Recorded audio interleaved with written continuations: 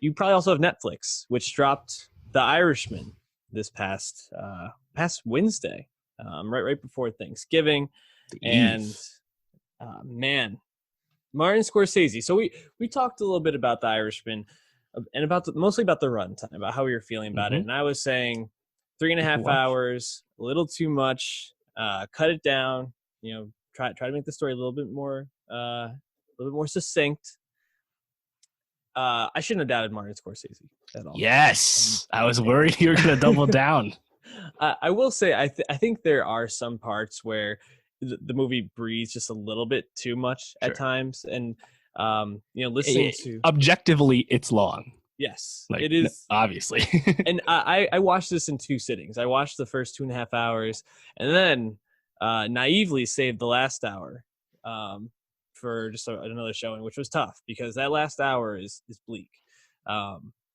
But I still found everything about this movie incredibly engaging, and to use a word I brought up a lot today.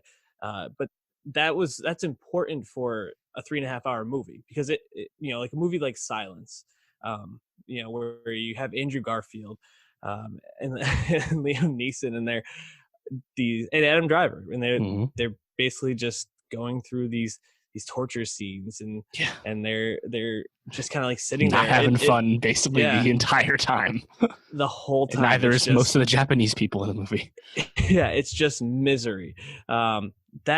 That feels like a long 2 hours and 45 minutes. This felt like a very quick 2 hour or 3.5 hours. Yeah. And I think that's a testament not only to the performances. I mean, you have these three guys basically centers around Pacino, Pesci, and of course De Niro playing the main role. And everything about it is just gripping. Whether it's Pesci playing this like obvious sociopath as Buffalino, but also in this very like calculated way. It's basically like the opposite of his Casino. That's Tommy. Yeah, it's Tommy. Yeah, or Goodfellas. I'm sorry.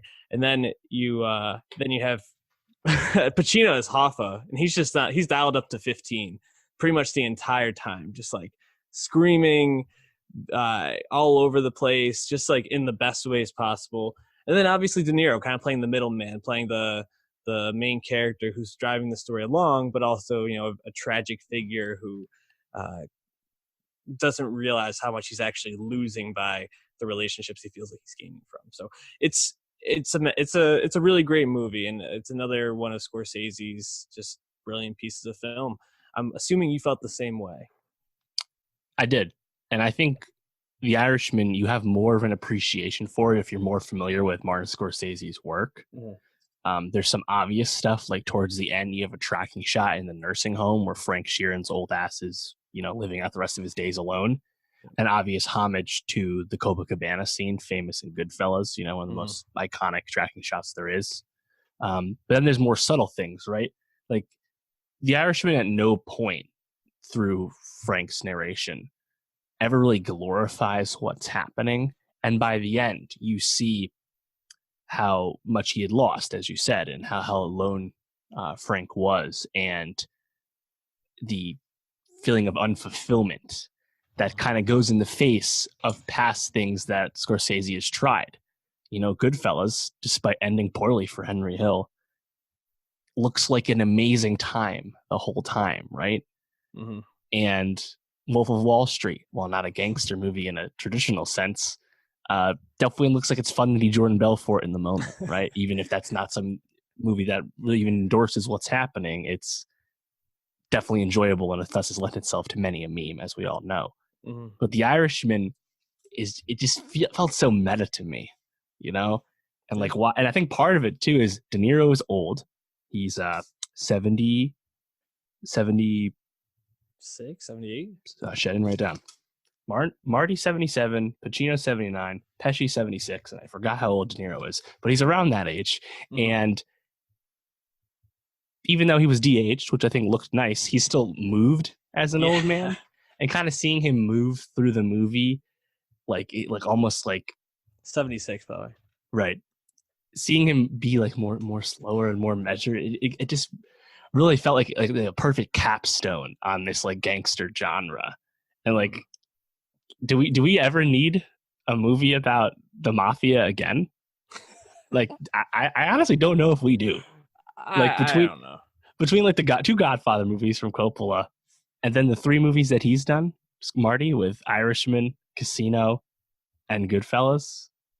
I Like, mean, like I just don't know like what like cinematically like what can we get new? Like obviously we can revisit new characters, and I think partially I liked about this just from historical standpoint is Russell Buffalino and like the Philly mob is not something I think anyone's that familiar with, right? We know the New York stuff and we know Chicago from Al Capone, but we don't really know all the other big aspects of the Casa Nostra, right? And well, that was cool to see. But and like we could get new, less famous mobsters, but like I just like what does anyone have left to say about like mobsters anymore? I feel like this was an amazing capstone. I mean, it's an amazing movie. I think that there's always going to be stories to come out of it, just because uh, the mob has so many myths and so many actual So very fascinating. fascinating stories. It's just like even if it's a fictionalized version of the mob or something like that, I think there will always be room for mob movies. But what you're talking about, actually, I think he actually encapsulates at the end of the movie, when he's looking through the pictures and the nurse says, "Oh, who's that?" And he goes, "You don't know who that is? That's Jimmy Hoffa." And she's like, "Oh, Jimmy Hoffa." And he's like, "You really don't know who that is?" And Mm-hmm. I think that speaks to there's a divide with the people that watch this movie. I had no idea a lot of the stuff about Jimmy Hoffa going into this, and I came Interesting. away Did you know he learning a lot. disappeared? Did you know that? Yeah, I knew that, and he Okay. was supposedly at the Meadowlands, and that's actually another piece of this, is that I knew the lore of his death, and also how this supposedly was were stories from a guy who's on his deathbed and might not Mm-hmm. actually even be exactly what happened. This is more Right. of just like, Heard you paint houses. Name of right, the book. yeah, a man recounting his memories, or what he says happened. We don't even know if it's true, and I think it's actually been debunked, a lot of what he said. So it's just fun, interesting stories. And um one point I wanted to go back to talk about was the de-aging. I thought the de-aging looked a lot better than I expected it to, but I also felt very confused at times. Mm-hmm. You talk about the scene where De Niro goes to beat up the grocer, and Mm-hmm. and if he for some reason they just wanted to have De Niro do it, and he's taking these little steps to study himself, which someone who's supposed to be, I think, 30 to Yeah. 35 would He not never do. looked as Just young as he they was have better supposed to look. coordination.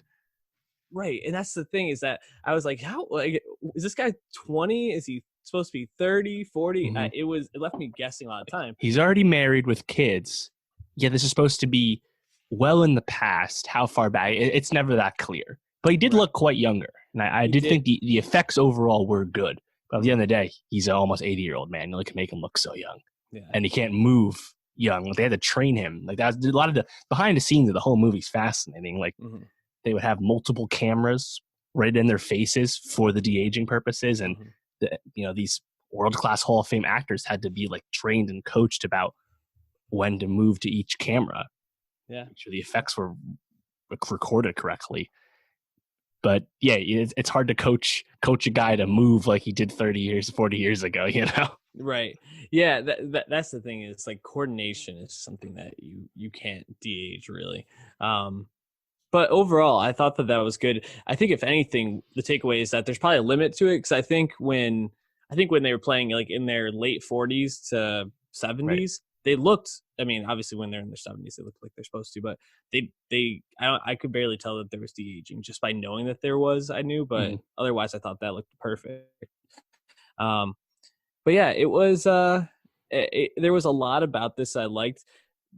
And one particular person stood out to me, and that was Stephen Graham, playing Tony Pro. Man, he was awesome in this. And I was familiar with him from Boardwalk Empire. He played Al Capone in that. It was also good. I don't remember him being to this level in that. And pretty much every scene he was in, I felt like he stole it. Whether it was the scene where he showed up late and then was wearing shorts, and who wears shorts to a meeting? Nobody. Or where they start fighting in the prison. Um, oh man, that it was all just like he was just fantastic. Just Hmm. going toe to toe with Pacino, who, like I said, is dialed up to 15 in this. Is just very impressive. Any other little like side performances that stood out to you? Yeah, thinking back to Goodfellas, remember the beginning where you walk into the that restaurant they're hanging out with, and Henry Hill's like, here's so and so Carbone, here's Tommy Two Fingers. He goes through like 30 guys in like a minute and a half, just like as they walk through the bar, and like you just feel like right at home. You never totally get that, but there's still some characters like that in this mob, right? Like Bobby Cannavale plays like what's his name, like Sammy Razor or something Yeah, Razor. Razor. And then you get Sally Bugs, who helps obviously kill Hoffa at the end. Mm-hmm. And it's like, man, I love mob names. They're so So good. and like you Crazy Joe Gallo, of course, very famous. That's another one where I think the points of contention with the historical stuff, that's the other point. But I liked Harvey Keitel, obviously. I'm watching it. Oh, yeah. He plays Angelo Bruno, who a very big mob figure in Philly, but he's kind of on the periphery of this specific story. And then I'm like, oh, is that Keitel? And I whipped out my phone real quick. I was like, oh, that is Keitel. Fuck yeah. I didn't even know he was in this. Awesome. Yeah. Keitel was great. Jesse Plemons also good, playing Hoffa's dumb adopted son. Yeah. Mm-hmm. Always love to see. The fish scene was incredible. Todd. Yes, so good. And I was left a little confused as to like where he went when Hoffa gets murked like 2 minutes later, but I think he just drove away. I assume. But like you don't think he would ever bring up that this would happen. That part was left a little bit hazy, but yeah, I thought he was great. Anna Paquin, there's been some criticism around her role in this, right? Because she plays his daughter, who was very close to Hoffa, didn't like Buffalino, and then it's kind of like the emotional gut punch at the end because she wants nothing to do with her dad because of everything that he put her and the rest of the family through by making the choices that he did. Saw who he really was. But she doesn't say much. What is she? Just maybe like 3 or 4 lines in this movie. Yeah, not much. It's really just her looks and her facial expressions. Yeah, Peggy. But I saw a tweet kind of addressing this, and someone said, this is a criticism of Martin Scorsese in general, that he doesn't really write strong female characters, and that he, does that make him misogynistic? And the tweet really, I think, addressed this well, saying he looks at these people and tells these stories of these men who are pretty awful guys, and awful guys treat women like this. And it's not to say that Martin Scorsese doesn't respect women or think that they are worth telling these stories about. He chooses to tell these stories about these terrible people to highlight it. And sure, sometimes he makes these people look very fun, and people can interpret and idolize the characters in these stories whichever way they want to. But I think at the heart of almost every Scorsese like movie about the mob or wealth is pretty much like these things corrupt people and make them awful human beings. That seems to be at the center of pretty much all of these stories. And there's a lot more to it than that. That's a very like condensed, I think, thesis to summarize those. But I think the criticism around Paquin's role and just the lack of strong female characters in general in these movies is not a fair critique, in my opinion. Yeah, I think for Peggy, both her child self, which you actually get more of, I think, honestly, than you do with Paquin, but Peggy ultimately is there to serve Frank and show Frank what he's lost throughout the thing. And you get the shades early on where she's very cold to Russell, but warms to Jimmy, who always inspired loyalty in everyone he met. And ultimately, this was told from Frank's perspective. He is narrating the movie. I think the narration was effective. He had some funny lines as well, but even when he was just kind of going over montages, it was good. But I would it be nice to get more of her thoughts? Of course it would have been. But I think it doesn't really detract from the movie, and I'd actually be curious to see what does Paquin think. Obviously, she took the role. Obviously, she was happy to be in a Scorsese movie, act alongside these people. But I was curious, like, what does the actor think about the critiques, just from an objective perspective. Mhm. I don't think she's weighed in yet. I haven't seen anything, but I haven't yeah. seen anything either. I think back to Margot Robbie with Once Upon a Time in Hollywood, and Mhm. the critique around Sharon Tate and how she didn't have a lot of lines in the movie either, and she seemed to address it pretty straight on, saying she didn't agree with the criticism and didn't feel that way Right. going into it. But yeah, certainly, I think this is a little bit different because Yeah. Robbie had a much bigger role than Yeah. Paquin does. Movie was ultimately about what we lost with Sharon Tate. This is not, Right. we're not getting that about Peggy Sheeran or Yeah. whatever her last name became. But man, so about the other what's up with the lead performances? Because obviously you have De Niro carrying the movie. He's in the movie the whole time. Mm-hmm. Obviously he's good. But I think what really stood out to me was, we'll get to Pesci in a second, but I really like Pacino as Hava. I thought it was a perfect fit. Yes, this is more late period Pacino where he's really lays into the bravado, right? Ever since like Son of a Woman, and oftentimes this has been awesome, like in Heat. And other times it's just more hokey, more hammy. But man, he just felt like a perfect Hoffa to me. And and the movie I think does a really good job. I mean, ever since from the moment Hoffa shows up in the movie with "I Heard You Paint Houses," and Frank's like, "Yeah, I do, but carpentry as well," which people have questioned the historicity of a Detroit man like Hoffa even knowing that phrase. But either way, once Pacino shows up in the movie, I think the movie just completely takes off, and it's like it does not stop being engaging until it ends. And they really do a great job of communicating how Jimmy inspired so many people. I think at the peak of organized labor with the Teamsters and stuff, and you're kind of like getting swiped up in it too, and just seeing how compelling a figure he was. And despite the fact, of course, he was skimming off the top two, he was not an angel by any means. He literally goes to jail and did not make his thoughts on JFK. He shy away from that. But didn't mince words. Yeah. No, but I really enjoyed Pacino, and really as the end too.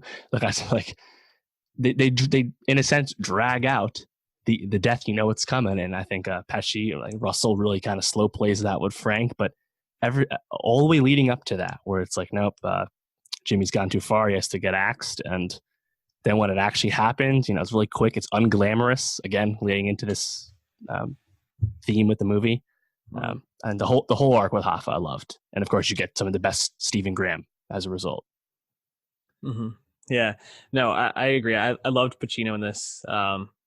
Every scene he was in, I just found myself having fun, which is funny. Kind of going back to what I was saying about probably what the heart of this movie is, that these sort of people were not actually good people, but Hoffa was just so engaging as a figure. I think the way Pacino plays him, you get a sense of like probably why this person was able to gain so much stature just by being a personality like that. You mentioned Pesci though as Buffalino. I felt like Pesci had maybe the most difficult of like the three big roles in this, because Buffalino was like a cold-blooded killer pretty much. Like he was cutthroat, but very, at least the way it comes across in this, very tactical and very like thoughtful in terms of how he was going about things, how he was building relationships, when it was time to cut things off. And I felt like Pesci plays this character, as Tommy, but just like a more logical Tommy in a way, and level-headed.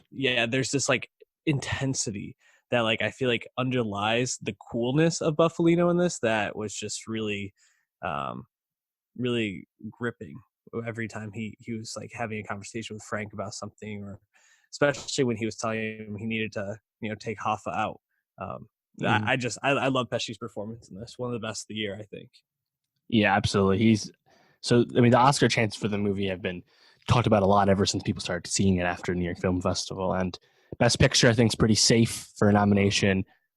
I think Pesci is very safe for Best Supporting Actor. I think the other ones are more curious. Will they get a second Best Supporting with Pacino? And will De Niro also get a Best Actor? We've talked about the Best Actor field being crowded and loaded with A-listers before.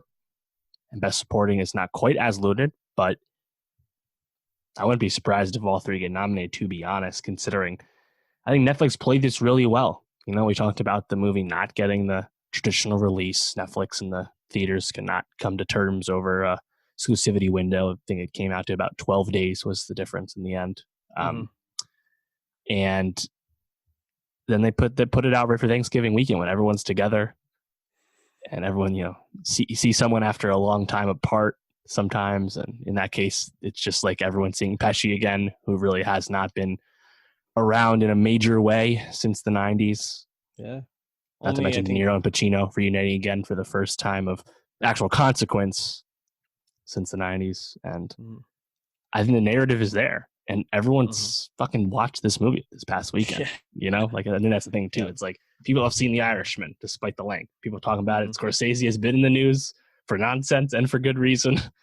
Past few months. So yeah, I think the campaign will be fun, and hopefully we'll get Pesci again, because even if he doesn't win, we'll just get reminded, of course, of when he did win for Goodfellas, and he gives like a 5-word speech or whatever. You know? Yeah. No, absolutely. I wanted to give a quick shout out to one other character in this, and that's lawyer Buffalino, I called him, but really Ray Romano. Yes. Everybody loves him. Yeah, you mentioned The Big Sick earlier, and I feel like Ray Romano as a character actor good point. has been on a bit of a roll recently. You know, besides the was it Scorsese who he was doing the show on HBO with that flopped with Cannavale as well? Was he on Vinyl? Yeah, Vinyl. Yeah, he was on Vinyl. He was like a director or something like that in it. But other than that, I think pretty much everything that Romano's been in recently, that he's done a serious role, has been really, really good. I'm glad to see this, because I was not a big Everybody Loves Raymond fan. There, you know, some episodes I like, some I didn't, but it's nice to see that he had a lot more to offer than just what I would consider a crappy sitcom. So, any other thoughts on The Irishman? Shout out Steve Zalian, responsible for the script. Ultimately, I think this movie is all script. You know, in a movie this long, you think, oh, there'll be huge set pieces that take up time. No, not really. This movie's all character. It's all writing. It's basically constant dialogue, except for a few moments of violence. And part of that is due to the talent of the actors, but ultimately you need a good script. And I think this script is really, really impressive. Yeah. And despite its unwieldy length, it really kind of captures its arcs in a succinct way. The overall arc of Frank, you know, the Hoffa arc, which we already remarked on how much we liked, and, you know, kind of everything in between. So, yeah, a best adapted screenplay also would not shock me.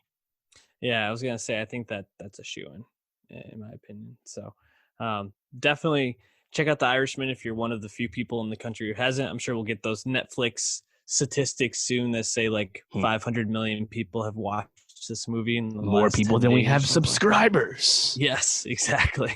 But that's going to do it for us this week.